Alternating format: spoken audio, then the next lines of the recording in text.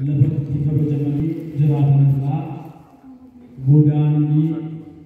بوجي أماني بكبوجي أماني غوداني جراتنا كيست فارس بابلون لبجلهم كيست أبجي أباني وان أكرنا ساني نقوه في جدي كرنا ساني نقهام في جدي أبجي كتني إنما ساني خلافتني معلومان ساني دعتامي سبتون ساني خلافتامي دبكجر أنيتي لبود كيسا وردا गंगेश तो सानिध्य यादनी उगमत्वा के लोग केसा कराई उगमत्वा के लोग जिंजराई खडन्ना हाथन जिंजनी खडन्ना खनवा के लोग रासिमताई उगमवा के लोग बताई अक्कल जुग मुबे गई गोदाने लबजरान खन केसत बदन्ने लबजरान खन केसत इर्रामतने बदजरू खनक वाके युगमन में आ जाए खडन्ना के लोग रासिमताई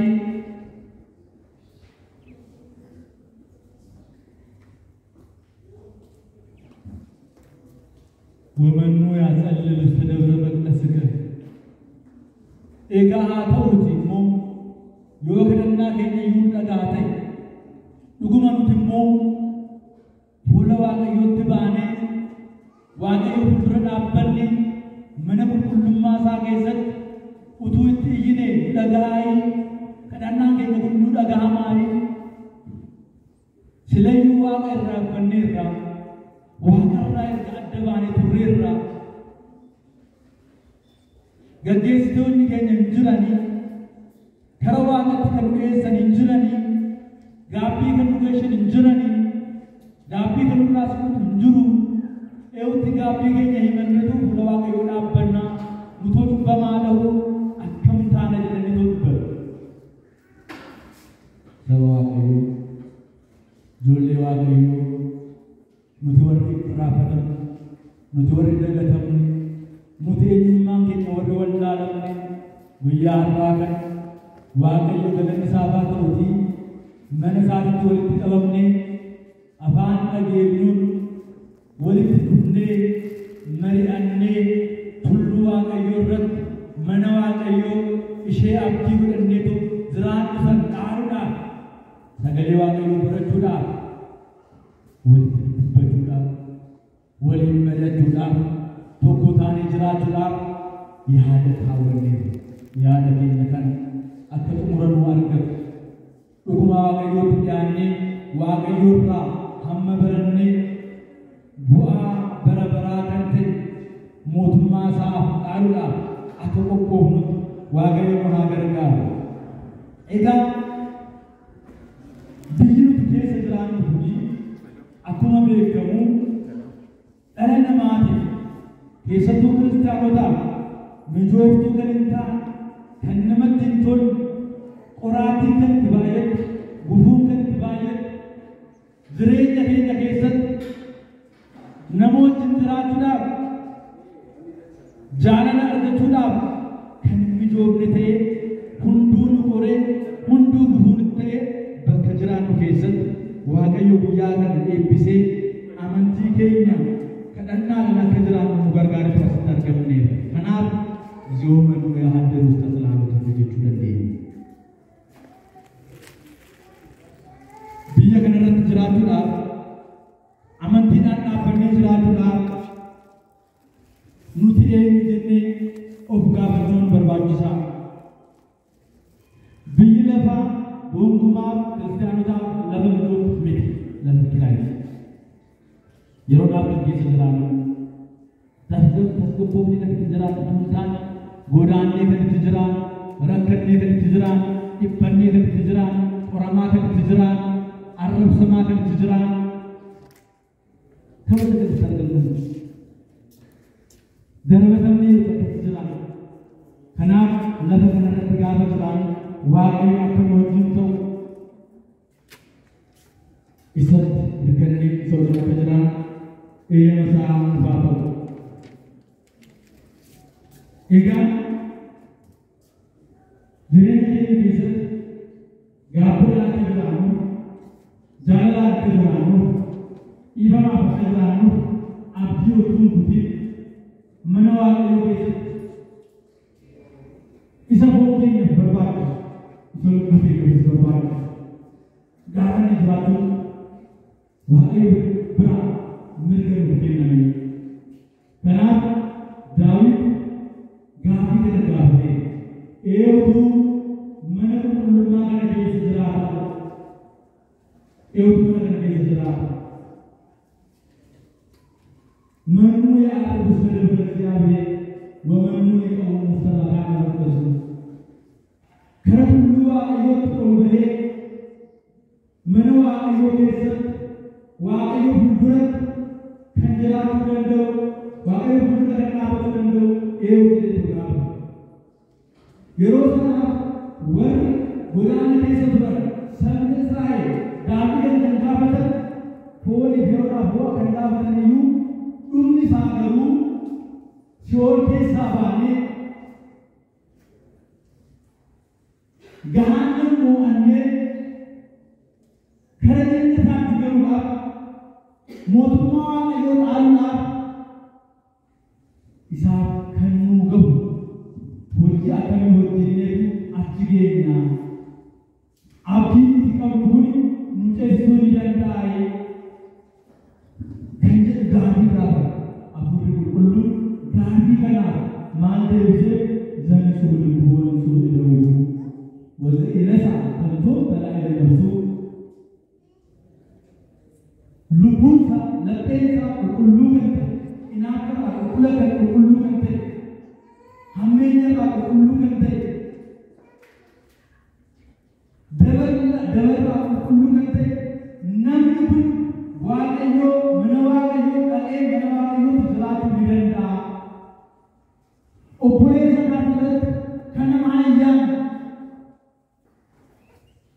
keessaa qulqulluu kan ta'e kan malaamaltummaa hin beekne kan dabqa namaa nyaan kan dhiiga namaa hin dhangalaa harki isaa qulqulluu kan ta'e hunduu Waaqayyootti dhiyaachuu ni danda'a. Hafuura Qulqulluu kan deebisee dhuguma lafa kanarratti gaafa jiraannu nama sodaachisa. Mootummaa Waaqayyoo gaafa laalu, mootummaa Waaqayyoo gaafa yaadu, mootummaa Waaqayyoo gaafa hawwu lafa san ga'uudhaaf keessattuu fakkeenya samii kan taate mana qulqullummaa fuuldura dhaabbannee faaruu faarfachuu, lallabuu, kadhannaa kadhachuu gaafa yaadnu kara keessa keenyatti yaaduun dirqama. Gaafa keessa keenya laallu dhuguma kaleessa dhiiga dhangalaasneerra, dhuguma kaleessa dabqa namaa nyaanneerra, dhuguma kaleessa nama tarkaanfii raawwanneerra, yakka raawwanneerra, nama gaddisiisneerra, nama boojisneerra, imimmaan nama hedduu keenyarra jira waan ta'eef. Kanaaf nuti kara tulluu Waaqayyoo bahuudhaaf gaafa yaadu gaaffii waliin yaadu barbaachisa. Waaqayyo abbaa ifamaati waan ta'eef, Waaqayyo abbaa jaalalaati waan ta'eef, Waaqayyo abbaa araaraati waan ta'eef, nuti araaramuudhaaf qophaa'aadha waan ta'eef, nuti Waaqayyootti daandii isa wajjin akka jiraannu Waaqayyo eeyyama isaaf haa ta'u. Tulluu kan jedhameedha gooftaa keenya fayyisaa ta'e Iyesuus Kiristoos bara foonii addunyaa kanarra deddeebi'ee barsiisu duukamoota isaa erga barsiisee booda kana tulluu yookiin dabra zeet lafa jedhamu ol baheetu achi bulatuudhaan turee jedha kitaaba qulqulluudhaan. Keessattuu walgeera Yohaannis boqonnaa jaalakuuf tokkorra gaafa ilaallu Iyesuus kara tulluutti ol bahe jechuun kabajatti ol bahe jechuudha. Kabajatti ol bahe nutis tulluutti ol baana yoo jennu kabajaaf ol baana. Waaqayyo nu kabajuudhaaf karoora qaba waan ta'eef nu kabajachuudhaaf ol nu taasisuudhaaf ijoollee isaan taasisuudhaaf maatii isaan taasisuudhaaf aangoo nu kennuudhaaf kaayyoo qaba waan ta'eef nuti isaaf of qopheessuun barbaachisaadha jechuudha. Kanaaf kara tulluutti bahuun keenya waan ta'eef baan. Inni tokkoffaaf inni jalqabaa gaafa tulluutti ol baanu waaqayyoodhaaf galata dhiyeeffachuudhaaf ol baanu. Galata dhiyeeffachuudhaaf ol baanu. Isaayaas boqonnaa lakkoofsa lama irratti raajii isaa keessatti akka jedhe dubbata. ወደ እግዚአብሔር ተራራ ወደ ያዕቆብ አምላክ ቤት እንውጣ ከሁሉ waaqayyoon waaqa yaa'qoob kan ta'e kan hulluu waaqayyoon ol baana. Maaliif ol baana yommuu jennu waaqayyo mana qulqullummaa isaa keessatti galata dhiyeeffachuudhaaf ol baana. Waaqayyoon kan argamu iddoo sanatti waan ta'eef iyyeen raajii isaa sana lakkoofsa 14 irratti akkasii dubbateera. እኔ በተቀደሰው ተራራ በጽዮን የሚቀመጥ አምላካችሁ እንደሆን ታውቃላችሁ። በጽዮን የሚቀመጥ ጽዮን ከነንታ ከነንጅራ ሁሉ የሚቀማረ ከነንጅራ አኒ ዋቀዮ ዋቀ ሲተው ይቤከም ከናቡ ዋቀዮ ጽዮን ጅራተ ዮቴ ሁሉ የሚቀማረ ከሰ ጅራተ ዮቴ ኑቲሞ አስቀኔቱ ኢሳ ገለት ኢየሱና ጀቹ ገለት ኢየሱና ካራና ዋቀዮ ዱፉ ድርቀማታ አከስማስ ዋቀዮ በፕሪታገሙ ጽዮን ጅርት ጽዮን መናዋቀዮ ወደን መናዋቀዮ ዱበሩ ማርያም ዱበሩ ማርያም እስማሃያ እግዚአብሔር ለጽዮን ወአምራ ከመተኩኖ ማይደሮ ዋቀዮ ጽዮን ክለቴ ከመተኩኖ ማይደሮ ቡቶ ታከታቱ ዋቀዮ ጽዮን ክለቴ ኑት ከጽዮን አንጀቱ ዱቦ ማርያም ብረቀራ ጽዮን አንጀቱ ሁሉ ዋቀዮ ሁሉ ይፈማ መናዋቀዮ ታርገም አንጀቱ ከና እንጀቀባ ገለተ የፈቱዳፍ ከሁሉ ዋቀዮች ቁልባ እንዲለመባ ሰገዱላ ቁልባ ዋቀዮች ሰገዱላ ቁልባ ከበጀዋቀዮ ረፍቱላ ቁልባ ዋቀዮ ብረደኔ ይተሰገለ ዋቅማ ሳንስኔ ዱትጆሌ ሳማ ሳተሙሳ ምርከኔ ተመቱ ኢሳዋችን ተውኬ ምርከኔ ተመቱ ኢሳያስ ቦቆና ተሚቶ ለኮሶ ሰደረ እንዲ ሰደቃ ሁሉ ዋቀዮች ቁልባ የሙጀኑ ዋቀዮላ አርሳ ኢየሱ ቁልባ ጅቱ አርሳ ኢየሱ ቁልባ ይያለት ተኖቴ किताब उम्मा योगिन से उम्मा बोकन्ना कलम लकोस दुर्बरत अब्राहम करतुलुत ओलबयेतु आसावा कयोला पीएसे